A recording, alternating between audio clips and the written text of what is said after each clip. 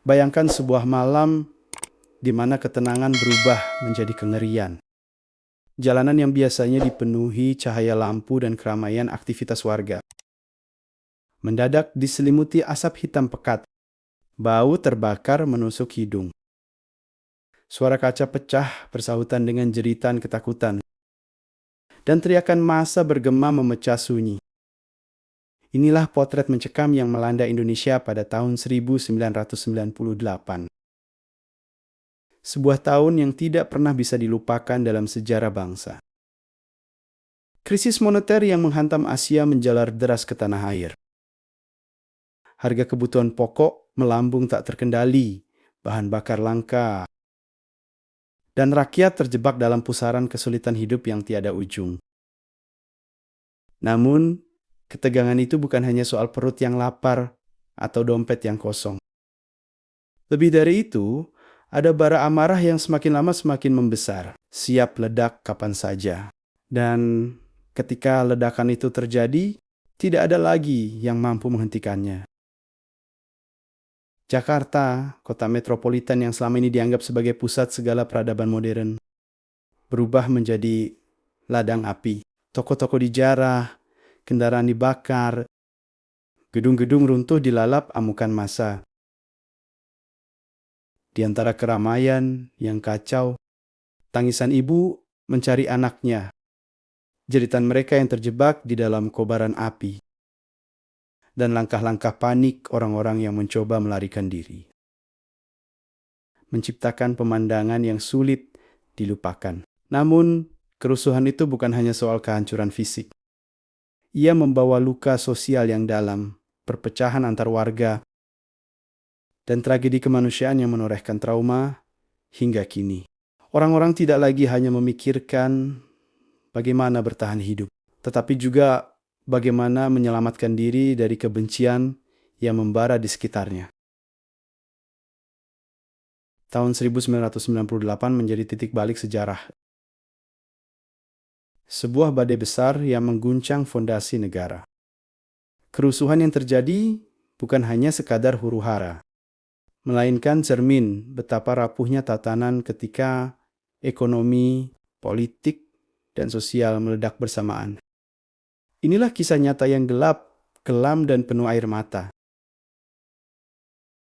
Kisah yang hingga kini masih menyisakan pertanyaan.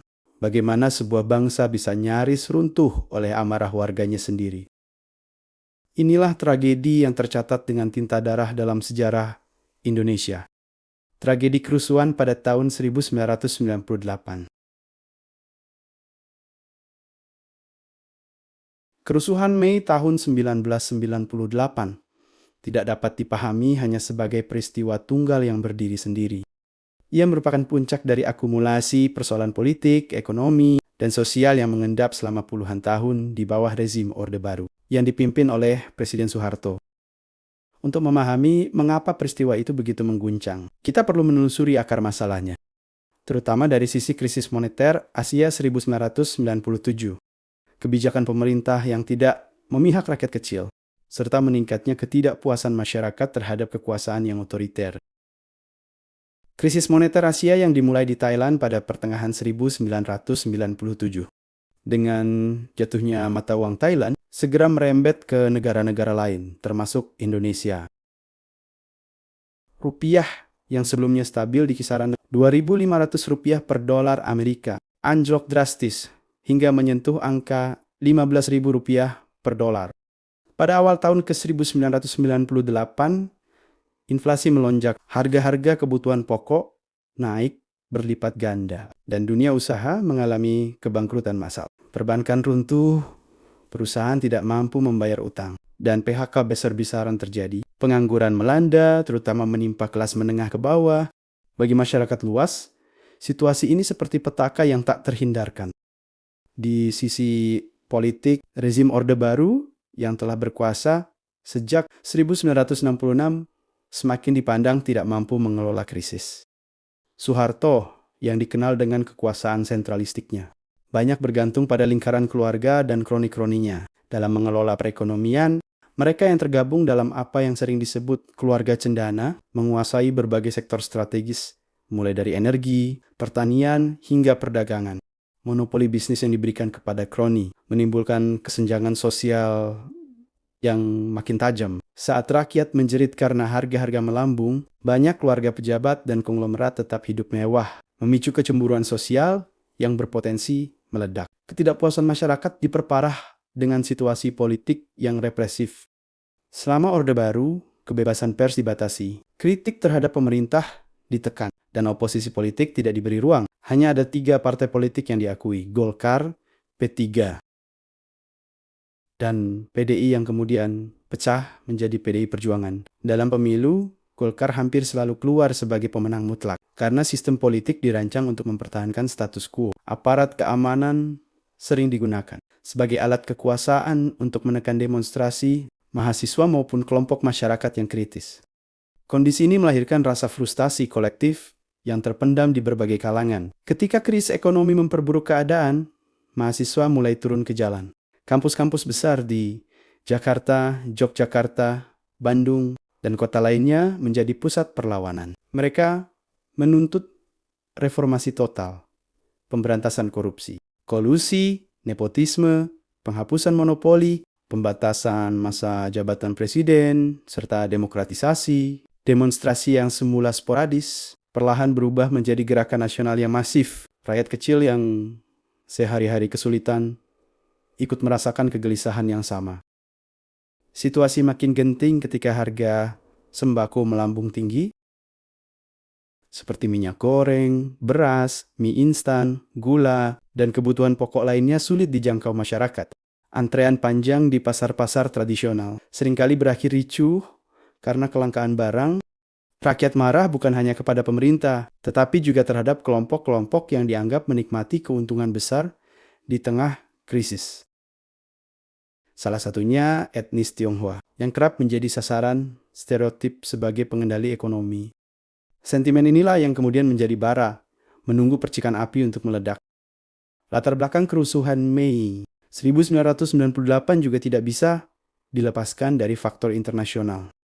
Tekanan dari IMF, International Monetary Fund, yang memberikan paket bantuan keuangan kepada Indonesia, disertai syarat-syarat ketat, membuat rakyat makin menderita. Subsidi untuk kebutuhan pokok dipangkas, nilai tukar tidak stabil, dan ketidakpastian ekonomi makin menekan.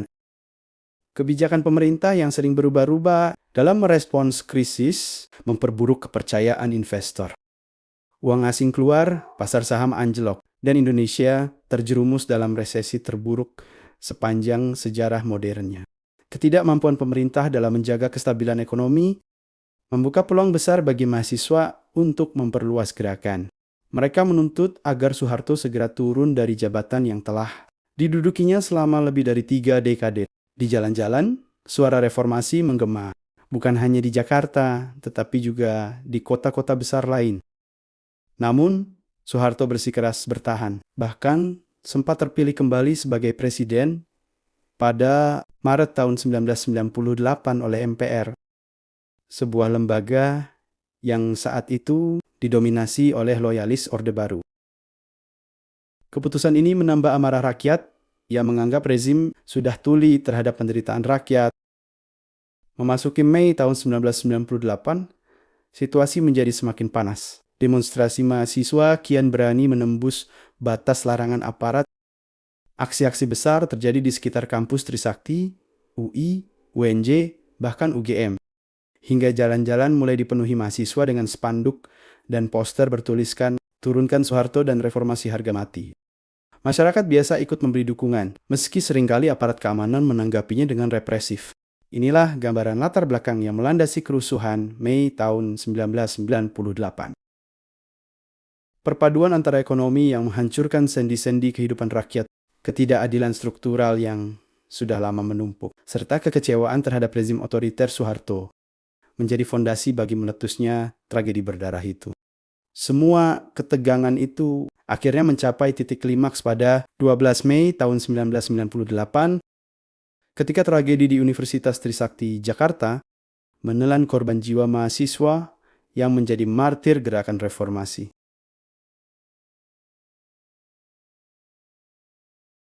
Tanggal 12 Mei tahun 1998 menjadi salah satu titik balik paling penting dalam perjalanan sejarah Indonesia modern. Pada hari itu, Universitas Trisakti yang terletak di kawasan Grogol, Jakarta Barat, menjadi saksi bisu atas keberanian sekaligus pengorbanan mahasiswa dalam menuntut perubahan. Apa yang awalnya merupakan aksi damai mahasiswa, berakhir dengan tragedi berdarah yang menewaskan 4 mahasiswa Trisakti dan melukai puluhan lainnya. Peristiwa inilah yang kemudian dikenal dengan tragedi Trisakti dan menjadi pemicu kerusuhan besar yang merebak hanya sehari setelahnya. Sejak pagi, ribuan mahasiswa Universitas Trisakti sudah berkumpul di kampus mereka. Gelombang reformasi yang sebelumnya hanya menggema di kampus-kampus negeri, kini merambah ke kampus swasta bergengsi itu. Para mahasiswa Trisakti menggelar aksi unjuk rasa dengan tertib, menuntut pemerintah melakukan reformasi, memberantas korupsi, dan yang paling utama, menuntut Presiden Soeharto turun dari jabatannya. Aksi itu sesungguhnya berlangsung damai. Mahasiswa hanya ingin berjalan menuju gedung DPR atau MPR untuk menyampaikan aspirasi mereka. Namun, aparat keamanan yang terdiri dari polisi, BRIMOB, dan militer sudah berjaga ketat, menutup akses keluar kampus. Sekitar siang hingga sore, negosiasi antara mahasiswa dan aparat tidak membuahkan hasil. Aparat melarang mahasiswa meninggalkan kampus, dengan dalih menjaga ketertiban dan keamanan. Suasana tegang mulai terasa, meski mahasiswa tetap berusaha menunjukkan bahwa aksi mereka tidak bertujuan anarkis. Spanduk-spanduk terbentang, yel-yel reformasi bergema, dan orasi terus berkumandang dari atas mobil komando. Banyak dosen dan civitas akademika yang turut hadir, bahkan mendukung mahasiswa untuk menyampaikan aspirasi secara damai. Namun, menjelang sore, situasi berubah drastis. Aparat keamanan mulai menunjukkan sikap represif. Gas air mata ditembakkan ke arah mahasiswa yang berada di dalam area kampus. Kepanikan terjadi, mahasiswa berlarian menyelamatkan diri. Bukannya reda, tembakan justru semakin gencar. Yang lebih mengejutkan, terdengar suara tembakan peluru tajam yang diarahkan langsung ke tubuh mahasiswa. Jeritan dan tangisan pecah, beberapa mahasiswa roboh bersimbah darah. Dalam peristiwa itu, 4 mahasiswa gugur sebagai martir.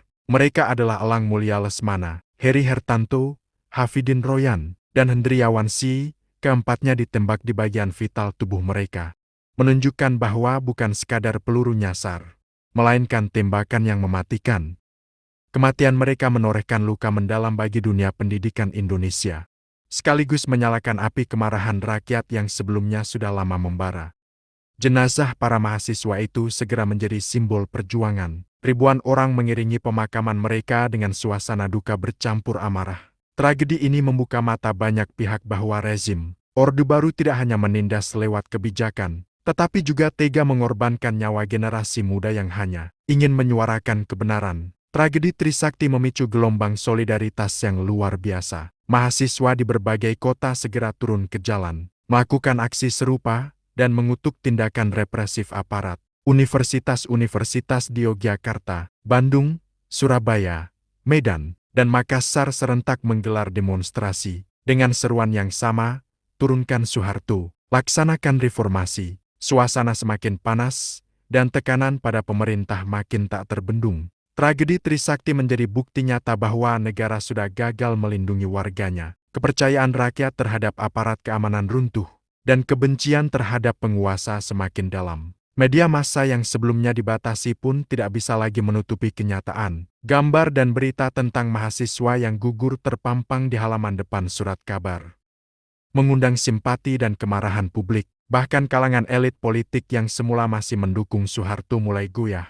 Beberapa tokoh penting mengkritik tindakan aparat, menilai bahwa kekerasan terhadap mahasiswa justru memperburuk krisis legitimasi pemerintah. Di tubuh militer sendiri, mulai muncul perbedaan pandangan antara kubu yang tetap ingin mempertahankan status quo dengan kubu yang menyadari perlunya perubahan agar bangsa tidak jatuh ke dalam perpecahan yang lebih dalam. Namun, dampak terbesar dari tragedi ini justru terjadi di jalanan Jakarta sehari setelahnya. Rakyat yang sudah marah karena krisis ekonomi dan penderitaan sehari-hari, kini merasa mendapat pembenaran untuk melampiaskan kemarahan mereka. Kematian mahasiswa menjadi pemicu emosional yang membakar amarah kolektif. Demonstrasi damai berubah menjadi kerusuhan massal, penjarahan, pembakaran, dan kekerasan yang meluas. Terutama pada tanggal 13 sampai 15 Mei tahun 1998. Tragedi Trisakti ibarat api yang menyulut ladang kering. Ia tidak hanya menambah daftar panjang korban jiwa di masa Orde Baru,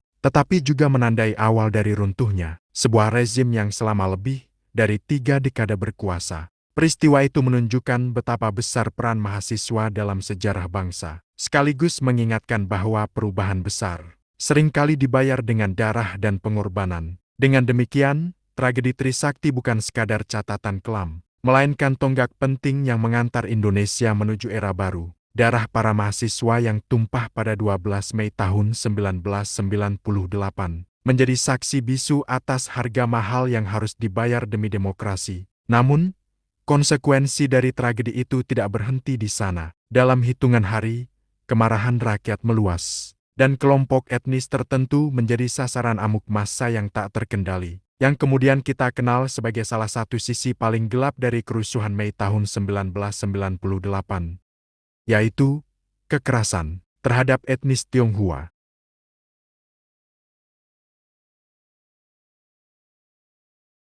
Kerusuhan yang meletus setelah tragedi Trisakti pada 12 Mei tahun 1998 segera berkembang menjadi kekacauan massal di Jakarta dan sejumlah kota lain di Indonesia. Pada tanggal 13 hingga 15 Mei tahun 1998, ibu kota seakan berubah menjadi medan perang. Gedung terbakar, toko dijarah, kendaraan dibakar di tengah jalan, dan kepulan asap hitam pekat yang memenuhi langit Jakarta. Dalam suasana mencekam itu, salah satu kelompok masyarakat yang paling menderita adalah etnis Tionghoa, yang sejak lama sering menjadi kambing hitam dalam situasi ini. Etnis Tionghoa sering dituduh sebagai kelompok yang menguasai roda perekonomian. Stereotip ini terus berkembang sejak masa kolonial Belanda hingga era Orde Baru. Pada masa Orde Baru sendiri, hak mereka dibatasi, penggunaan bahasa Mandarin dilarang. Perayaan Imlek tidak boleh dirayakan secara terbuka, dan mereka diwajibkan mengganti nama Tionghoa dengan nama Indonesia. Namun ironisnya, pada saat yang sama, pemerintah juga kerap memanfaatkan konglomerat Tionghoa sebagai mitra ekonomi untuk menopang kekuasaan. Ketika krisis moneter 1997 sampai 1998 menghantam, banyak rakyat kecil yang kehilangan pekerjaan, kesulitan memenuhi kebutuhan pokok, dan hidup dalam keterpurukan. Dalam keadaan tertekan, sentimen anti-Tionghoa kembali mencuat. Mereka dianggap sebagai simbol ketidakadilan, sebagai kelompok yang tetap kaya di tengah penderitaan rakyat.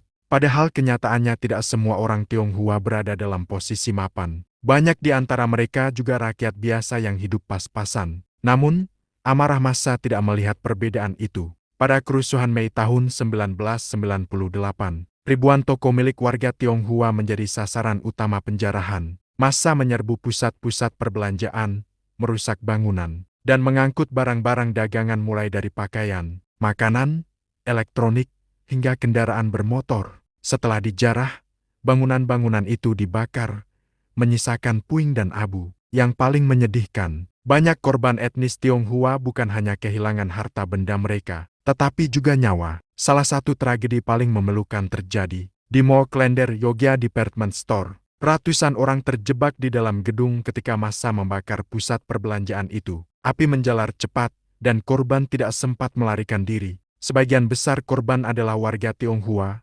termasuk anak-anak dan perempuan. Peristiwa ini menambah daftar panjang luka yang sulit disembuhkan. Selain itu, banyak sekali terjadi kasus-kasus kekerasan seksual terhadap perempuan Tionghoa. Laporan dari berbagai organisasi kemanusiaan, LSM, dan media menyebutkan bahwa ratusan perempuan Tionghoa mengalami pemerkosaan, pelecehan, dan kekerasan seksual secara brutal selama kerusuhan berlangsung. Banyak dari korban yang mengalami trauma mendalam. Bahkan tidak sedikit yang memilih meninggalkan Indonesia setelah kejadian itu. Sayangnya, hingga bertahun-tahun kemudian, kasus-kasus kekerasan seksual ini tidak pernah diusut secara tuntas, dan para pelakunya tidak pernah diadili secara transparan. Ketika kerusuhan berlangsung, aparat keamanan terlihat tidak bertindak maksimal. Banyak laporan yang menyebutkan bahwa aparat justru membiarkan massa mengamuk. Bahkan ada dugaan bahwa kerusuhan ini sebagian direkayasa oleh kelompok tertentu untuk menciptakan kekacauan politik.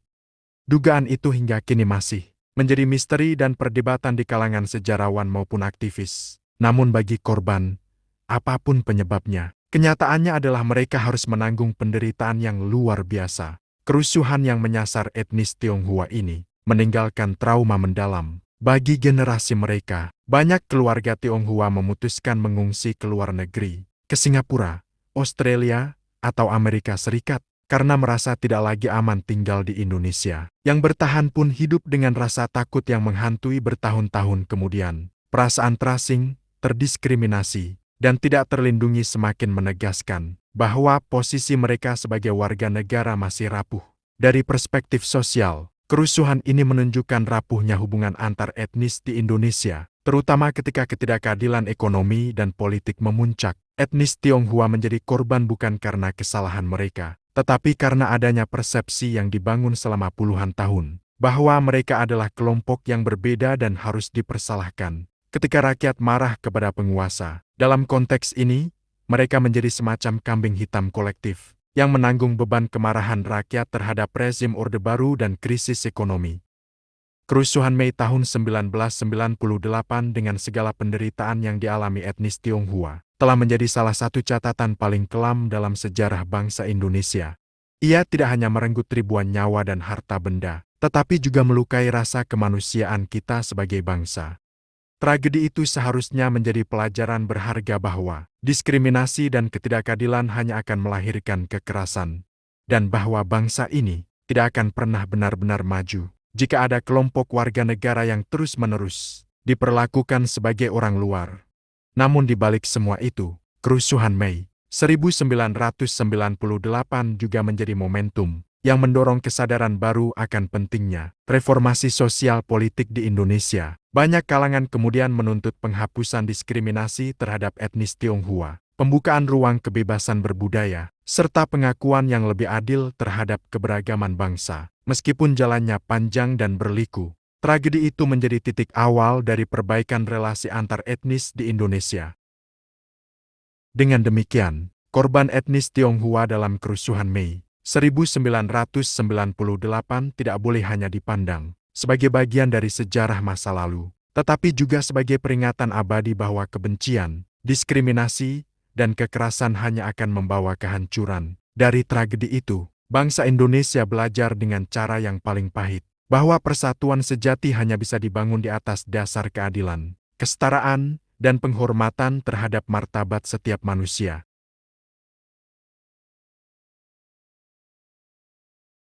Tragedi ini mendorong lahirnya sebuah momentum besar, gelombang reformasi yang tak terbendung. Puncak dari gerakan reformasi ini berlangsung di Jakarta, terutama di sekitar kompleks gedung DPR atau MPR, yang kemudian menjadi pusat berkumpulnya mahasiswa dari berbagai daerah.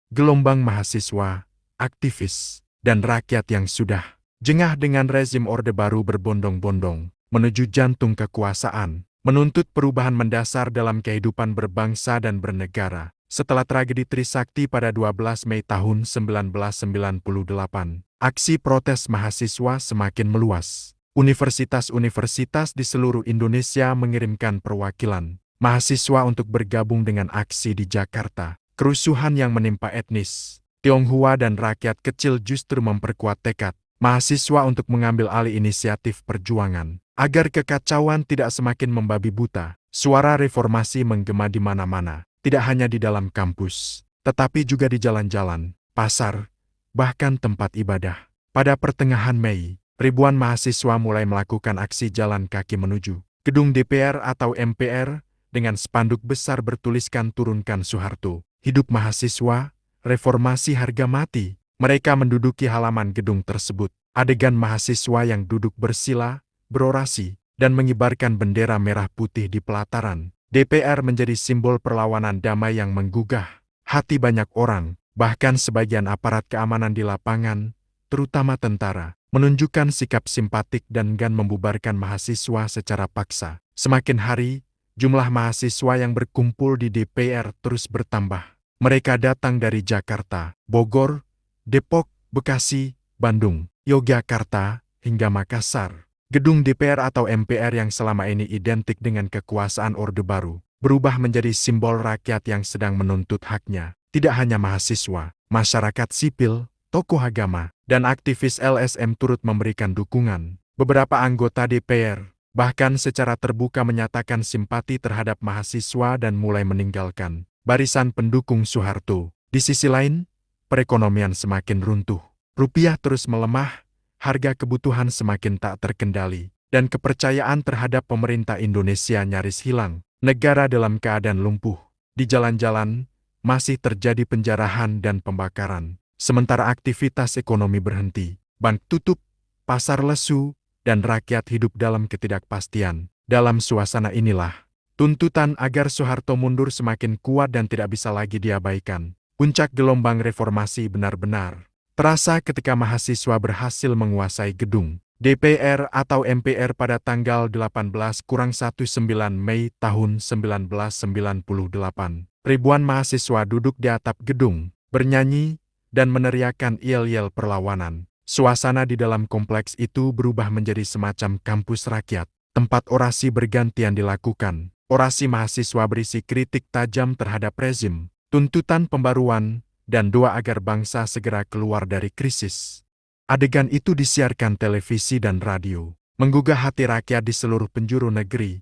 Di dalam tubuh militer sendiri, muncul ketegangan. Sebagian jenderal masih loyal kepada Soeharto, tetapi sebagian lain menilai bahwa mempertahankan rezim justru berisiko memicu perang saudara. Panglima ABRI saat itu, Jenderal Wiranto, berada dalam posisi sulit. Harus memilih antara menuruti perintah presiden atau mendengarkan aspirasi rakyat. Situasi yang genting ini semakin menekan Soeharto, yang pada saat bersamaan mulai kehilangan dukungan dari para menterinya sendiri. Pada tanggal 19 Mei tahun 1998, tokoh-tokoh nasional seperti Amin Rais, Megawati Soekarno Putri, Abdurrahman Wahid Gus Dur, dan tokoh-tokoh mahasiswa menyerukan agar rakyat berkumpul di Monumen Nasional untuk melakukan doa bersama, dan aksi besar menuntut pengunduran diri Soeharto. Namun rencana ini sempat dibatalkan, karena khawatir akan jatuh korban lebih banyak jika terjadi bentrokan.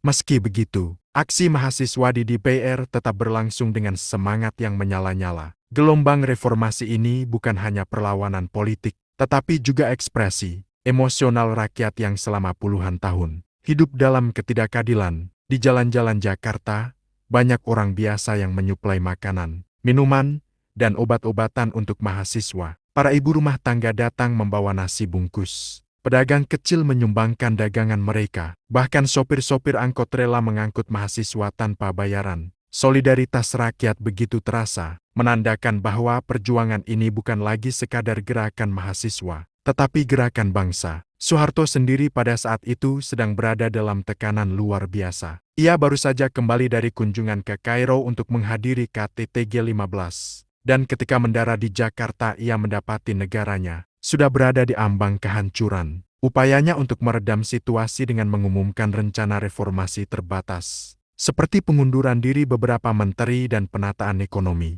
dianggap tidak cukup. Rakyat tidak lagi menginginkan perbaikan parsial. Mereka menuntut perubahan total, turunnya Soeharto dari kursi presiden. Puncak gelombang reformasi yang melibatkan mahasiswa dan rakyat akhirnya menjadi penentu. Gedung DPR atau MPR yang selama puluhan tahun menjadi simbol kekuasaan Orde Baru, berubah menjadi panggung lahirnya suara rakyat. Suara yang lantang, jelas, dan tegas, reformasi. Turunkan Soeharto. Suasana pada hari-hari itu menggambarkan semangat kebangkitan rakyat. Meski dibayang-bayangi ancaman kekerasan dan ketidakpastian, gelombang besar itu tidak mungkin dibendung lagi. Soeharto yang selama 32 tahun berkuasa akhirnya berdiri di ujung jalan, menghadapi kenyataan bahwa rakyat sudah tidak menginginkannya. Tekanan datang dari mahasiswa, rakyat, tokoh politik, tokoh agama, hingga sebagian militer. Semua faktor itu berpadu menjadi badai reformasi yang pada akhirnya memaksa Soeharto menyerah. Dan pada 21 Mei tahun 1998, ia pun resmi menyatakan pengunduran dirinya. Tanggal 21 Mei tahun 1998, pada hari itu, Presiden Soeharto yang telah berkuasa selama lebih dari 3 dekade, akhirnya menyatakan pengunduran dirinya. Peristiwa itu menandai berakhirnya era Orde Baru dan membuka pintu bagi era baru yang kemudian dikenal dengan nama era reformasi. Namun, jalan menuju lengsernya Soeharto bukanlah proses yang sederhana. Ia penuh dengan intrik politik, tekanan dari berbagai pihak, serta desakan rakyat yang tidak lagi bisa dibendung. Beberapa hari menjelang pengundurannya, Soeharto berupaya keras untuk mempertahankan kekuasaannya. Pada 19 Mei tahun 1998, ia mengundang tokoh masyarakat dan ulama ke Istana Negara untuk berdialog. Dalam kesempatan itu, ia mencoba menawarkan rencana reformasi politik, termasuk pembentukan komite reformasi, dan janji untuk melaksanakan pemilu lebih cepat. Namun tawaran itu dianggap sudah terlambat. Rakyat, mahasiswa, dan tokoh-tokoh politik tidak lagi percaya pada janji-janji Soeharto. Mereka menuntut satu hal yang jelas, Soeharto harus turun. Sementara itu, dukungan politik terhadap Soeharto semakin runtuh. Banyak menteri yang mengundurkan diri, menandakan bahwa rezim tidak lagi solid. Bahkan beberapa tokoh dekat Soeharto mulai mengambil jarak, menyadari bahwa bertahan bersama rezim hanya akan memperburuk situasi. Di kalangan militer, meskipun masih ada kubu yang mendukung Soeharto, tekanan untuk mencari solusi damai tanpa pertumpahan darah semakin kuat. Pada saat bersamaan, mahasiswa masih menduduki gedung DPR, mereka bertahan siang dan malam, tidur di lantai, bernyanyi, berorasi, dan mengibarkan spanduk bertuliskan tuntutan reformasi. Dukungan rakyat terus mengalir. Banyak orang tua yang datang hanya untuk memberikan dukungan moral. Ada yang mengantar makanan, dan ada pula yang hanya berdiri di luar pagar DPR, sambil menitikkan air mata bangga, melihat keberanian mahasiswa. Gambaran ini membuat posisi Soeharto semakin sulit, karena jelas bahwa rakyat sudah berpihak pada gerakan reformasi. Di tengah tekanan itu, Soeharto masih berusaha mencari jalan keluar. Salah satu manuvernya adalah dengan berusaha membentuk kabinet baru yang disebut Kabinet Reformasi. Ia berharap dengan mengganti beberapa menteri, termasuk mengajak tokoh-tokoh yang dianggap dekat dengan rakyat, situasi bisa mereda. Namun rencana itu gagal total. Tidak ada tokoh besar yang bersedia bergabung dengan kabinet tersebut, karena mereka tahu bahwa rakyat tidak lagi menginginkan Soeharto. Kabinet reformasi bahkan belum sempat terbentuk, sudah kandas sebelum berjalan. Puncaknya terjadi pada pagi hari tanggal 21 Mei tahun 1998 di Istana Merdeka. Soeharto akhirnya menggelar konferensi pers yang ditunggu-tunggu. Dengan suara berat dan wajah yang tampak letih, ia membacakan pernyataan pengunduran dirinya. Dalam pidato singkat itu, Soeharto menyampaikan bahwa ia, dengan penuh kesadaran, mengundurkan diri sebagai Presiden Indonesia, dan sesuai konstitusi, jabatan itu diserahkan pada Wakil Presiden saat itu, Baharudin Jusuf Habibie atau lebih dikenal dengan B.J. Habibie. Momen itu disiarkan langsung oleh televisi dan radio nasional. Jutaan rakyat Indonesia menyaksikan detik-detik bersejarah itu dengan perasaan campur aduk, lega, haru, marah, sekaligus sedih. Bagi sebagian besar rakyat, lengsernya Soeharto adalah kemenangan rakyat atas tirani, sebuah titik balik dari perjuangan panjang melawan rezim yang otoriter. Namun bagi sebagian lainnya, momen itu juga diselimuti duka, mengingat harga yang harus dibayar begitu mahal, ribuan nyawa melayang, ratusan perempuan mengalami kekerasan, dan luka sosial yang dalam akibat kerusuhan. Setelah pengundurannya, Habibie resmi menjabat sebagai Presiden Republik Indonesia ketiga. Tugas yang diembannya sangat berat, menenangkan rakyat, mengembalikan stabilitas politik dan ekonomi, serta memulai agenda reformasi. Habibie segera mengambil langkah penting, seperti membebaskan tahanan politik, membuka ruang kebebasan pers, dan mempersiapkan pemilu demokratis pertama pasca Orde Baru. Namun, tantangan tetap besar, karena luka akibat kerusuhan Mei tahun 1998 masih sangat segar di ingatan rakyat. Lengsernya Soeharto meninggalkan warisan besar yang harus dihadapi bangsa Indonesia. Selama lebih dari 32 tahun berkuasa, Orde Baru telah membangun sistem yang sara dengan praktik korupsi, kolusi, dan nepotisme. Mencabut akar-akar sistem itu bukanlah pekerjaan mudah. Reformasi memang membuka jalan menuju demokrasi, tetapi juga menghadirkan tantangan baru, bagaimana menjaga agar demokrasi tidak berubah menjadi kekacauan, dan bagaimana memastikan bahwa keadilan benar-benar bisa dirasakan oleh seluruh rakyat, tanpa terkecuali. Namun, Satu hal yang pasti, lengsernya Soeharto adalah bukti nyata bahwa suara rakyat pada akhirnya tidak bisa dibungkam, meski rezim berusaha mengontrol politik, ekonomi, dan bahkan kehidupan sehari-hari rakyat selama puluhan tahun. Ketika krisis melanda dan kepercayaan rakyat hilang, kekuasaan sebesar apapun tidak bisa bertahan. Mahasiswa, rakyat kecil, tokoh agama, politisi, hingga sebagian militer bersatu dalam satu tekad mengakhiri kekuasaan yang dianggap tidak lagi sah. Hari itu, 21 Mei tahun 1998, bangsa Indonesia menyaksikan lahirnya babak baru. Era reformasi dimulai dengan segala tantangan dan harapannya. Darah mahasiswa yang tumpah di Trisakti, tangisan perempuan Tionghoa korban kekerasan, jerit rakyat miskin yang kehilangan rumah dan pekerjaan, semua menjadi saksi bisu betapa mahalnya harga reformasi. Tetapi dari semua penderitaan itu, lahirlah tekad baru untuk membangun Indonesia yang lebih demokratis, lebih adil, dan lebih manusiawi.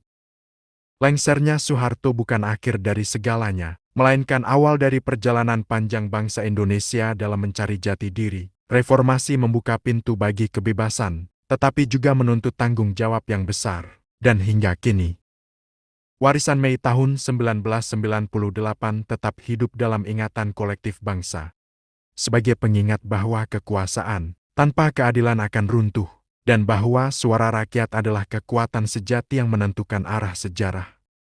Pesan dari sejarah Mei 1998 adalah pesan tentang persatuan dan kemanusiaan. Tidak ada bangsa yang akan kuat jika sebagian warganya diperlakukan sebagai orang luar. Tidak ada negara yang akan sejahtera jika rakyat kecil terus terpinggirkan. Dan tidak ada pemimpin yang akan bertahan jika ia tidak lagi mendengar suara rakyat. Maka, bagi generasi sekarang dan yang akan datang, kerusuhan Mei tahun 1998 adalah cermin sekaligus peringatan. Ia mengingatkan bahwa suara rakyat adalah kekuatan sejati bangsa, dan bahwa demokrasi hanya akan berarti jika dijaga bersama dengan nilai keadilan, persaudaraan, dan kemanusiaan. Semoga darah, air mata, dan pengorbanan yang terjadi pada Mei tahun 1998 tidak sia-sia, melainkan menjadi pijakan bagi Indonesia untuk terus melangkah maju. Dari tragedi itu, kita belajar bahwa masa depan hanya bisa dibangun dengan kebersamaan, menghormati perbedaan,